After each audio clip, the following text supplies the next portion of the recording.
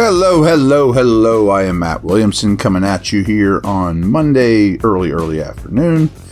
I've got more to talk about from the game, Steelers-Bills, and I have 5 categories I want to throw some names in there. First of all, we're going to do better than expected. Guys that sort of under the radar, but were better than expected. Some of them are Bills, by the way. Rough games. I got a list there of, that ended up being a rougher game than I originally had thought. And then on the second half of the podcast, I want to talk offensive snap counts, defensive snap counts, special team snap counts. And I think the snap count conversation is really telling because you can see how the wheels are spinning in Coach Tomlin's head of why you'd have him out there a lot and, things of that nature. But we'll get to that here in a minute. Here's my better than expected list. Muse played really well. I don't view him as a linebacker. I view him as just a special teamer, and he's a little straight line-ish, and he's got kind of an odd build for linebacker, and he was sort of a strong safety at Clemson, that could run, and he's fast, but again, straight line-ish.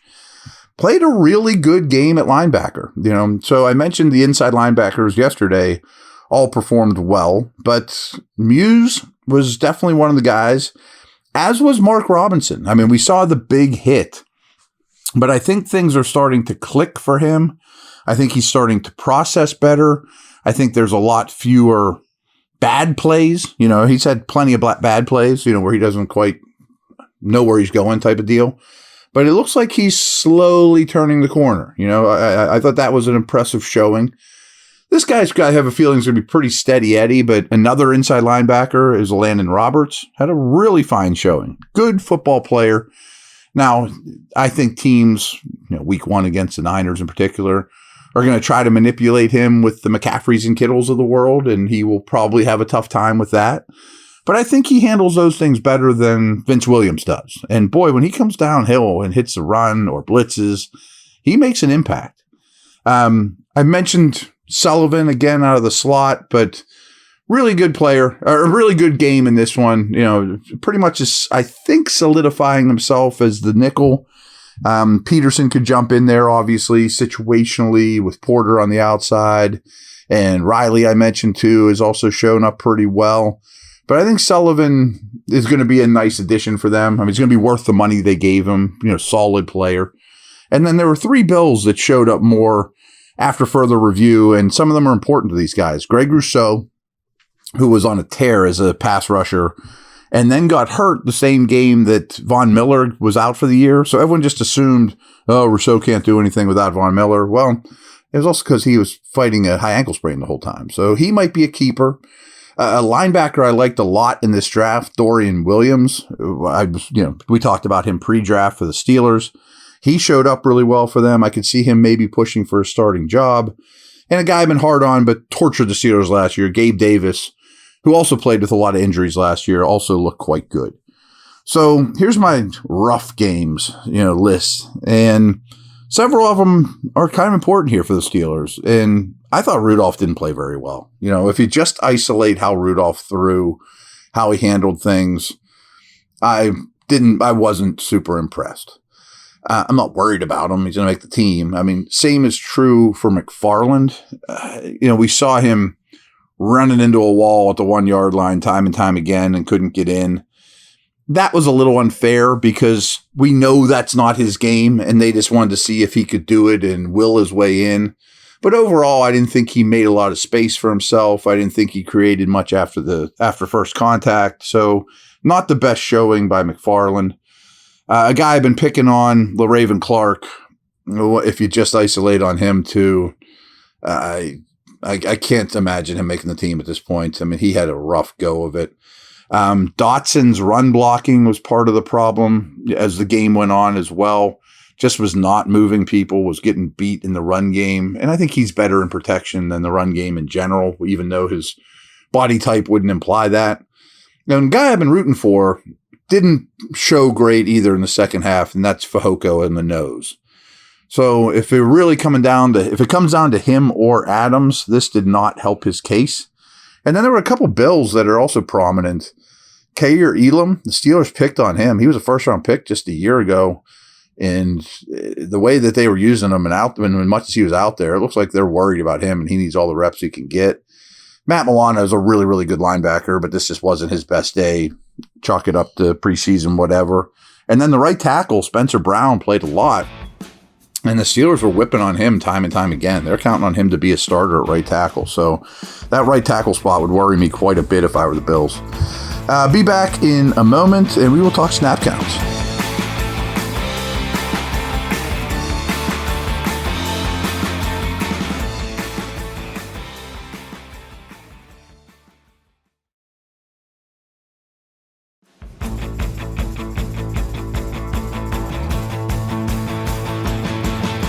All right. So these offensive snap counts, obviously they're influenced by the ones being so good. You know, that I'm almost certain Tomlin after the game said, we saw enough out of the ones. They were dynamic. Get them out, you know. So because they drove down the field so easily, someone else there has to play the remaining 50 minutes of the game or whatever. So overall, there were 66 offensive snaps. And Kendrick Green played 54 of them.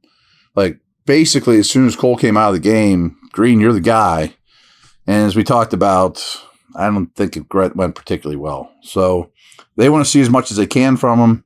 He seems to keep failing those tests, especially on game day. Now, I found this one really interesting. Gunnar Olszewski played 51 of 66 snaps. I think he is very, very bubble. And therefore, let's get as much data as we can on him to either yay or nay him as for the final 53. I thought he played pretty well, you know, so that's good. A lot of these guys on the high snap counts are going to be your offensive linemen, your second string offensive linemen, because again, you don't want to throw out the guys that have no chance. But Broderick Jones played 45. He was the third highest snap count guy on offense. McCollum played 37. Dunkel and LaRaven Clark played 34. Cody White played 32. And I think he's in a sort of similar boat as Gunner, you know, that you want to see a lot of them. He played well. Cook, the tackle, and Spencer Anderson each played 31. So a lot of those guys are the second string O-line, you know, borderline roster guys, probably certain. So I'm sure some of those names I mentioned will end up on the practice squad, especially the linemen, you know, maybe Cook, Dunkel, those type of dudes. Defensively, there were 60 snaps defensively. Pierre played 37, which I don't really have a strong take one way or another why he would be the defensive leader. Kenny Robinson and Muse were next, 31. And again, I think both those guys we want to see as much as we possibly can on them. You know, I think that's absolutely the case on both those players. And I mentioned Muse was successful. Perilous is a guy I'm kind of hoping finds his way on the practice squad. He played 30 snaps. Makes me think they want to see as much as possible about him. Herbig and Loudermilk chipped in with 27. Thompson and Quan Alexander played 25. Porter and Chris Wilcox, a safety we haven't talked about a lot, each played 24. So not a huge takeaways there, but I do think Kenny Robinson, Muse, Perilous are guys they want to just get more information on. Now, I find this interesting too, is snap counts on special teams. There were only 11 possible, and Mark Robinson, Kenny Robinson, and Riley were all 11 of 11. Now, do we think all those guys are guaranteed to make the team? No, I think Mark Robinson will. I think Kenny's on the border. I think Riley's on the border. So what do we need to do? We need to give Danny Smith as much data as he possibly can to say, yeah, I think that guy can be one of my core special teamers. So I would expect that to happen on Thursday as well. All three of those guys to play every special team snap. And then there was 5 others that played 10. And these are the names you'd expect. Herbig's going to be a core special teamer. Hayward, Boykin, Killebrew, Muse. So exactly who you'd think. You know, I mean, like, those are the guys. Maybe it surprises me Pierre's not on that list, but he also led the defense in snaps. So maybe that adds up. You know, let's not tax the guy too much. So I thought there was a lot to take away there. If you're going to be a high special team snap count guy in the preseason, Obviously, that's on purpose, and Danny's probably requesting, I need to see as much of these guys as I possibly can. And then I'll either stand on the table for them or not to help me on game day week 1. So good stuff there. Probably turn the page on Steelers-Bills now.